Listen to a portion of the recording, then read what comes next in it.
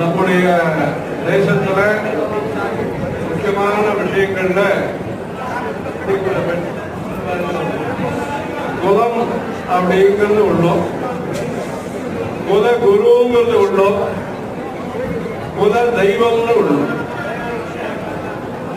அந்த ஒவ்வொரு குலத்திலையும் இருக்கக்கூடிய நல்ல பழக்க வழக்கங்களை அனுசரிக்கிறது உள்ளோம். ஒவ்வொரு குலத்திற்கும் வம்சத்திற்கும் குல குருங்கிறது இருக்கு. அந்த குரு சொன்னபடி நல்ல காரியங்களை பண்றது.